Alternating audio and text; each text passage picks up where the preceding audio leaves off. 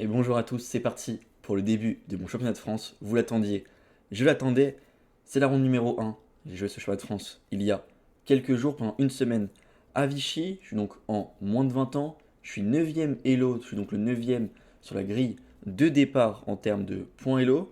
L'objectif, ça va être de réussir à faire la meilleure place possible. J'ai jamais réussi à faire mieux que top 10 dans un championnat de France, donc pourquoi pas cette année. Et pour cette première ronde, je joue contre Mathis Couillard, classé 1698. Donc forcément, c'est la première ronde, donc on joue un joueur moins bien classé. Faut pas se tromper, parce que pour ceux qui suivent la chaîne depuis quelques années, vous vous rappelez que l'année dernière, à la ronde 1 du championnat de France, je jouais aussi en 1600 et j'avais été en grande difficulté. J'avais une finale avec deux pions de moins, je crois, quelque chose comme ça. J'avais fini par gagner, mais c'était pas propre du tout. Donc cette année, j'ai envie de bien me lancer et surtout de me rattraper un peu de ces derniers tournois. Pas forcément en allant chercher une première place, un podium ou quoi que ce soit, mais surtout en jouant correctement. C'est mon principal objectif. Jouer correctement, ne pas contre-perf, battre tous les gens moins forts que moi, et après essayer d'aller chercher des petites perfs. En tout cas, c'est la ronde 1. Faut juste se mettre dedans, réussir à jouer le mieux possible pour préparer la suite. Ok, juste avant, n'hésitez pas à liker la vidéo, vous abonner si ce n'est pas encore fait, et mettre un petit commentaire. Et c'est parti. J'ai donc les pièces noires, mon adversaire. J'ai aucune info sur lui, je ne sais pas ce qu'il va me jouer. Et il décide de jouer E4. La cadence c'est 1h30 plus 30 secondes par coup. Il n'y a pas d'incrément de 30 minutes au 40e coup. Bon, pour cette partie, bien évidemment, c'est le championnat de France. Donc je joue mon répertoire. Je joue C5, il me joue cavalier F3. Et je vais jouer E6. Sûrement une sicilienne Cobra s'il ouvre au centre. Bingo, il ouvre au centre, il me joue D4. Je vais donc prendre une fois. Il reprend du cavalier. Je fais mon cavalier F6. Donc d'ailleurs, cavalier F6, il ne peut pas jouer E5 pour le chasser car ici j'ai Dame A5 et il perdrait le pion en E5 à cause de l'échec. Donc il joue ici cavalier C3 et je joue cavalier C6. J'ai ma sicilienne 4 cavaliers, ma sicilienne Cobra, la position initiale de l'ouverture. Ok, bon là-dessus il y a plein de variantes possibles, hein. Il peut jouer cavalier prend ou cavalier DB5 qui sont les deux lignes principales. Il y a aussi fou E2, il y a A3, qu'est-ce que j'oublie? Il y a aussi fou F4, il y a du dame D3, il y a aussi fou E3 qui existe, et il y a aussi G3. Je pense que j'ai fait un peu le tour de tous les coups possibles. Bon, il y a des soulignés avec fou G5, mais ok, je pense que j'avais à peu près le tour de ce qui est le plus joué, et mon adversaire ici décide de jouer pas la meilleure variante, il me joue fou E3.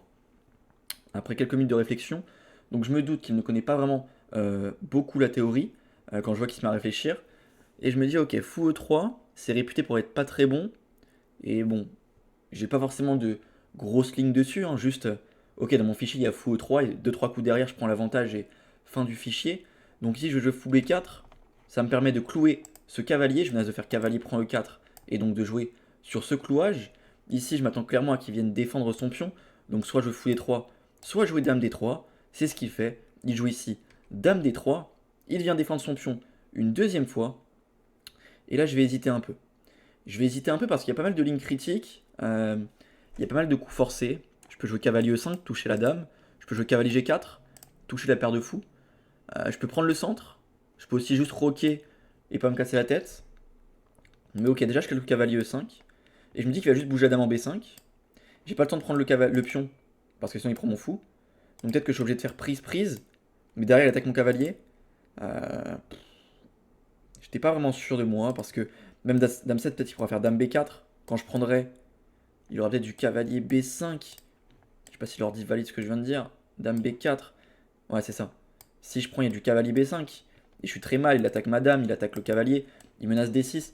Donc j'avais l'impression que là, cavalier E5, c'était pas une ligne hyper intéressante. Je calculais aussi cavalier G4, donc pour toucher la paire de fous.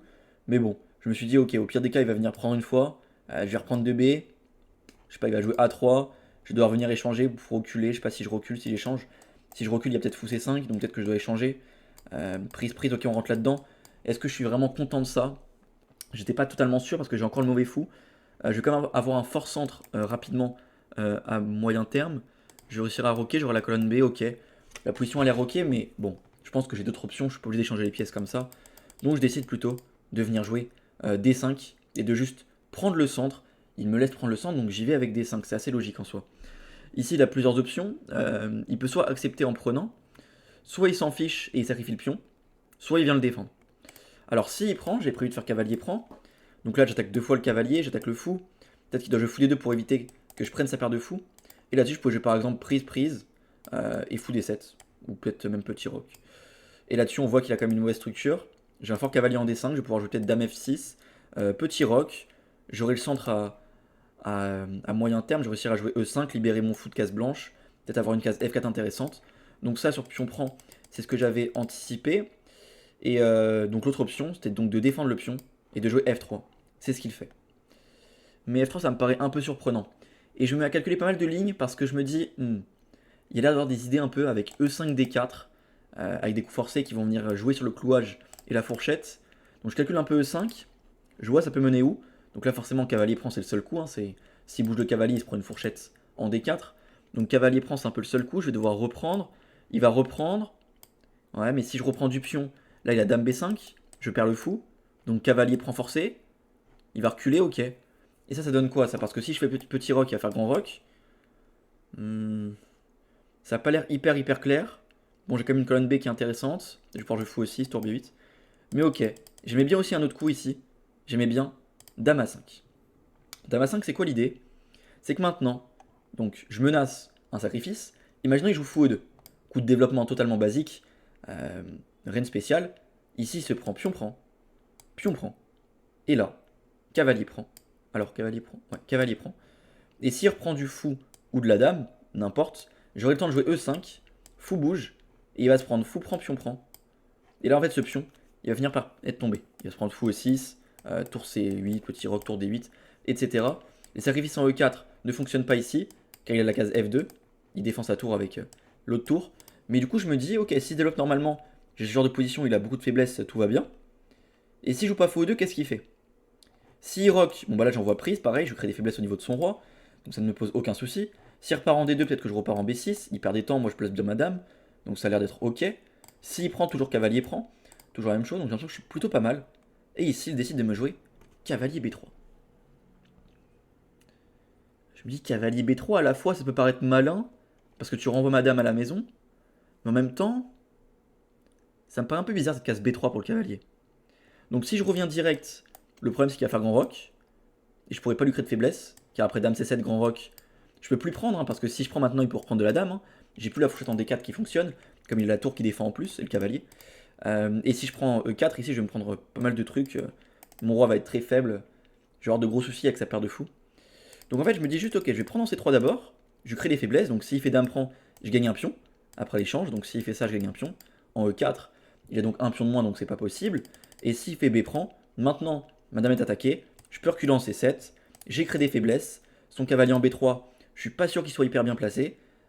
Et s'il me joue fou C5 pour m'empêcher de roquer, bon bah je jouerai juste B6 et fou B7. Et là on voit que j'ai quand même des pièces plutôt bien placées, même si mon fou est derrière la structure de pion, je vais pouvoir prendre à tout moment, lui créer des faiblesses, et s'il prend lui-même, il va donc ouvrir mon fou de case blanche. J'ai l'impression que j'étais plutôt content de cette position là, peut-être j'allais pouvoir jouer dame E5, tour C8, j'étais quand même très content. Et donc après dame C7, il ne me joue pas fou C5, il joue ici fou E2, il se développe normalement. Bon bah ok, petit roc, on met nos rois à l'abri. Et là je me dis, mais si en fait ce cavalier B3, il est d'autant plus bizarre, c'est que cette dame en D3, elle est quand même plutôt mal placée. On voit qu'elle peut ni coulisser sur les côtés, ni reculer par ici, ni reculer par ici, ni aller vers l'avant, toutes les cases sont contrôlées, ni aller par là. En fait, les seules cases de la dame, c'est B5, ou soit revenir en arrière. Alors qu'avec le cavalier en D4, cette dame était mal placée, mais moi je pouvais pas vraiment l'attaquer. Ou alors si je fais cavalier E5, bon au pire il recule, c'est pas un drame. Mais là je me dis, mais attends, mais j'ai tour D8 ici. Tour D8 c'est juste ultra fort, non? Je menace de prendre, et s'il prend lui-même, j'ai ici cavalier prend. Et là je lui mets une découverte, je menace de prendre sa paire de fous, je menace de jouer E5, libérer mon fou de case blanche. J'ai l'impression que j'ai une position vraiment idéale ici. Donc je joue tour D8. Et ici il va trouver le meilleur coup de la position, et pendant qu'il était en train de réfléchir après mon tour D8, j'ai pensé à cette idée-là. Je l'avais pas forcément assez bien évalué avant. C'est de faire fou G5, c'est ce qu'il fait. Donc je me remets à calculer, et je prends quand même ce pion E4, et je me dis ok c'est quand même intéressant. Il fait fou G5, et sur pion prend il veut dame E3. Et là on voit qu'il a quand même beaucoup de pièces qui vont venir coulisser, je me dis ok c'est plutôt bien joué en fait ce fou G5 pour dame E3. Mais je me dis ok je vais quand même prendre ce pion, alors déjà parce que j'ai pas trouvé d'autres coups plus intéressants, et de deux parce que s'il fait dame E3, je me dis au pire des pires des cas, je pense que je peux juste jouer un petit prise une fois. Il va devoir reprendre. Alors déjà, s'il reprend de la tour, peut-être que je peux venir jouer dame B6. La finale a l'air plutôt pas mal pour moi. Et donc s'il prend de la dame, qui est le coup logique, pour mettre 3 pressions sur ce cavalier, peut-être que je peux juste jouer dame e5. Taper sur ce fou, et je me dis que s'il fait rien, bon bah j'ai mon pion de plus, et j'ai l'impression que j'arrive à défendre rapidement mon roi. Et s'il prend, je calcule un peu la finale et je me dis, bon bah, ça a l'air forcément mieux pour moi. Parce que il a plus de faiblesse, je vais réussir à libérer mon fou rapidement, j'aurai les tours sur les colonnes, et vraiment le pion C3 et C2 c'est vraiment très très faible. Donc j'avais pas vraiment peur de ça. Et je me dis ok dame 3 c'est intéressant mais ça a l'air d'aller pour moi. Mais ici en fait il a pas fait fou G5 pour dame 3. Et il se met à réfléchir 5-10 minutes. Je me dis mais c'est bizarre parce que là, dame 3 c'est le seul coup. Ta dame elle a plus de cases. Si tu prends le pion tu perds ta dame. Si tu vas autre part que E3 tu perds la partie. Ok peut-être qu'il y a dame C4 encore. Mais bon, je fais dame B6. On voit bien que je suis quand même beaucoup mieux.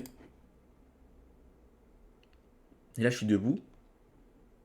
Je reviens m'asseoir, je vois qu'il lève sa main pour jouer, de loin. Il joue son cours.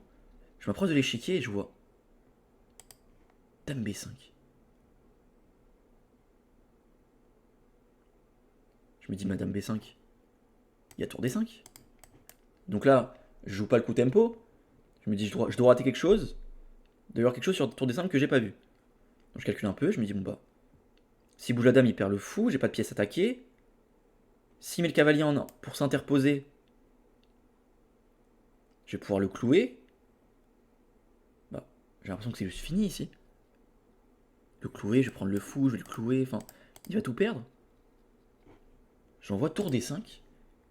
Et je vois que son visage se décompose un peu. Donc je comprends qu'il l'a raté. Donc je souffle un peu. Parce que j'avais quand même peur d'avoir raté quelque chose. Je suis pas forcément la personne la plus en forme en ce moment. Donc je me dis on va pas... Alors oui il est 1600. Si ça se trouve il a quand même quelque chose que j'ai pas vu. Donc on va quand même vérifier. Mais bon vu à sa réaction, j'étais sûr que j'ai rien raté. Mais surtout après tour D5 le problème c'est pas juste qu'il perd le fou. Et là c'est la totale. Et ça j'en parlais tout à l'heure quand je disais que la dame elle a plus beaucoup de cases. Mais en fait il perd pas le fou. Il perd la dame. Parce qu'ici, il me joue dame C4 ici. Et il se dit que je vais prendre le fou. Sauf qu'ici, je calcule un peu, je vérifie 2-3 petits trucs, et j'en vois pas tour prend G5. J'envoie B5. Et pareil, je vois bien qu'il l'a pas vu. Et la dame qui n'a juste plus de cases, elle est totalement enfermée. Il va tenter de jouer dame contre tour. Enfin, tour contre dame du coup pour lui. Mais malheureusement pour lui, même ça, c'est pas possible. Parce qu'il fait dame prend B5. Je fais tour prend B5, il reprend. Et là-dessus, il va pas juste perdre la dame. Il se prend dame B6 en fin de variante. Et c'est terminé, j'aurai une dame contre... je sais pas, ça va faire quoi? Ça va faire dame cavalier. 1, 2, 3. Dame cavalier contre tour, donc bien évidemment c'est terminé. Il abandonne après ce 17ème coup. Ça fait donc une première victoire dans ce championnat de France. On se lance correctement. Ça fait plaisir, fallait pas se tromper à la ronde 1. C'est jamais simple de bien se lancer. On a vu que les précédentes années, j'ai pas tout le temps très bien joué aux premières rondes, même quand je les ai gagnées. Hein. Bon, j'ai jamais perdu première ronde, mais au moins ce coup-ci c'est propre. Il n'y a pas eu de peur. Tac. Alors, je vous mets le bilan de partie. Tac. J'avais oublié de faire ça avant la vidéo. On fait ça en direct. Je vous mets le bilan de partie. Bon, je pense que l'ordi va juste valider ce que j'ai fait. En tout cas, voilà, pour ce championnat de France, je loge avec des amis à moi qui font aussi le tournoi. Certains en U20, certains en U18, certains en U16. D'ailleurs, je jouerai contre un de mes colocs, Ali Ben Yaya. Pour ceux qui sont un peu fidèles au compte Instagram, vous voyez qui c'est. On analysera sûrement ensemble sur YouTube la partie. D'ailleurs, je vais peut-être proposer à d'autres joueurs aussi s'ils veulent analyser. Alors, 96.2, j'ai quand même fait une erreur, on va voir c'est où. Une imprécision aussi. Oula. Alors, donc fou E3, c'est pas bon. L'ordi m'est théorique parce que c'est quand même joué, mais c'est vraiment pas du tout les variantes les plus recommandées, on va dire. Donc ici, dame D3, D5 c'est bien, F3. Ok, dame A5. L'ordi préférait juste petit roc. Ce qu'il aime pas sur dame A5, c'est que mon adversaire pouvait jouer grand roc. Mais honnêtement, quel humain ici va jouer grand roc et se laisser ouvrir le roi comme ça? Ok, je comprends quand même qu'il y a des compensations, je pense. L'ordi... Ouais, même... Il y a des compensations quand même. Si je prends tout, il a peut-être fou C5 à la fin. Genre il décale le cavalier, fou C5. L'ordi, mais quoi? C'est quoi la meilleure variante qu'il donne? Sur grand roc, fou prend C3, dame prend C3, c'est bien ça, prise, puis on prend.